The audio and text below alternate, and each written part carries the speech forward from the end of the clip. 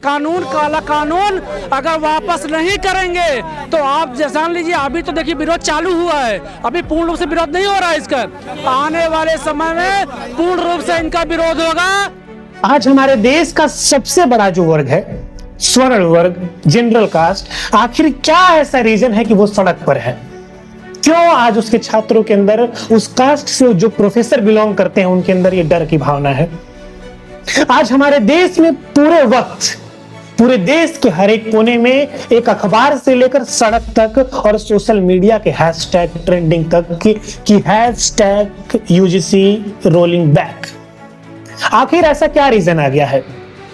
General caste के जो छात्र हैं, जनरल कास्ट के जो प्रोफेसर हैं, आखिर क्यों इस कानून को, इस नियम को ब्लैक कानून तक, काला कानून तक का उन्होंने करार दे दिया है?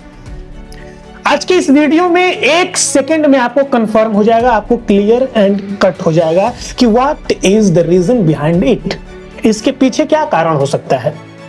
इसके पीछे सबसे मेजर कारण है कि जो नियमों में बदलाव कर दिए गए हैं। ये नियम, जब ये बिल लाया गया 13 से 14 जनवरी 2026 के बीच, तो कोई दिक्कत नहीं हुई, कोई परेशानी नहीं हुई। लेकिन जैसे ही जनरल कास्ट और देश के लोगों ने इस बिल को ध्यान से पढ़ा, इसके प्रावधानों को समझा, उसके बाद वो सड़क पर उतर गए। आखिर क्यों?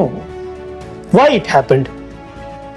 तो इसका मेन रीजन है और सबसे बड़ा रीजन है, वो ये है कि इसके नियमों में काफी फेरबदलाव किए गए हैं। वैसे तो इसका उद्देश्य था कि हमारे देश के जो शिक्षा के मंदिर हैं, जो हायर एजुकेशन के कॉलेज और यूनिवर्सिटीज हैं, वहां पे जातिवाद को एकदम खत्म कर दिया जाए, जो कि बहुत अच्छी सोच है हमारे सरकार द्वारा और यूजीसी के द्वारा, यूनिवर्सिटी ग्रांट कमीशन के द्वारा। ये सोचा गया कि हमारे कॉलेज में, हमारे यूनिवर्सिटी में जहां भी पढ़ाई होती है, वहां पर जातिवाद को एकदम खत्म कर दिया जाए, विच इज वेरी गुड। हम ही नहीं, पूरा जनरल कास्ट इस बात को सपोर्ट करेगा कि ठीक है, जातिवाद को खत्म कर दिया जाए शिक्षा के क्षेत्र में। लेकिन इस बिल में यह कहा गया कि अगर कोई स्टूडेंट बैकवर्ड क्लास का, ओबीसी, एससी, एसटी, अगर किसी जनरल कास्ट के स्टूडेंट पर कोई एलिगेशन लगा देता है, कोई आरोप लगा देता है, और वो आरोप अगर गलत साबित होते हैं, तो उस छात्र को कोई पनिशमेंट नहीं दिया जाएगा। इसका उद्देश्य यूं तो है कि पूरे देश को बराबर कर दिया जाए, सभी छात्रों को जातिवाद तौर पे बराबर कर दिया जाए। लेकिन कमजोर वर्ग के जो छात्र हैं, जो एससी एसटी हैं, वो हो सकता है कि इसका बहुत खतरनाक एक हथियार के तौर पे इसका दुरुपयोग कर दें। अब एक बात पर हम लोग समझते हैं कि मान लीजिए कि कोई जनरल कास्ट का टीचर है, प्रोफेसर है, अगर पढ़ाई नहीं करने पर, कोई बदतमीजी करने पर, या किसी रीजन वश अगर वो एक ऐसे स्टूडेंट को पनिश्ड कर देता है जो एससी एसटी या ओबीसी समाज से बिलोंग करता है, तो उस टीचर के ऊपर भी मुकदमे हो सकते हैं। इस बात को कहकर कि हम छोटे कास्ट के हैं इसलिए हमारी पिटाई की जा रही है, जबकि एक्चुअल रीजन ये नहीं है। एक्चुअल रीजन ये है कि आपकी पढ़ाई कमजोर है या कोई अन्य रीजन है। यही कारण है, जनरल कास्ट का एक बहुत बड़ा तबका है, एक स्टूडेंट है, एक प्रोफेसर का ग्रुप है, जो ये कह रहा है कि इसमें जब ओबीसी को ला दिया गया है, एससी एसटी के लिए लाया गया है, मानते हैं, लेकिन इसमें अब ओबीसी के लिए भी ये प्रावधान कर दिया गया है। हमारे देश के कई प्रांतों में ओबीसी एक समृद्ध माना जाता है, ओबीसी पावर में है, ओबीसी अपने आप में कंप्लीट है, तो ओबीसी को इसमें क्यों रखा गया है? एससी एसटी मानते हैं कम है, लेकिन ओबीसी तो इतना सक्षम है, ओबीसी के साथ ये भेदभाव नहीं होते हैं, इसलिए ओबीसी को भी नहीं रखा जाएगा।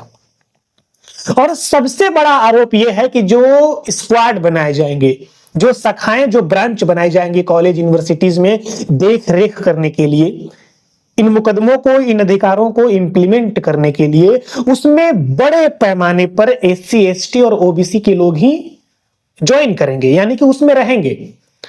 तो ये साफ दर्शाता है कि एक जनरल कास्ट का स्टूडेंट अगर निर्दोष भी हो तो उसकी सुनवाई नहीं करेगी जो कमिटी होगी, जो ब्रांच होगा, क्योंकि उसमें सारे बैकवर्ड क्लास के लोग भरे होंगे और वो स्वर्ण जाति के जो स्टूडेंट हैं उनके बात को नहीं समझेंगे, उनके बात को वरीयता नहीं देंगे, हो सकता है उनके साथ भेदभाव कर दिया जाए।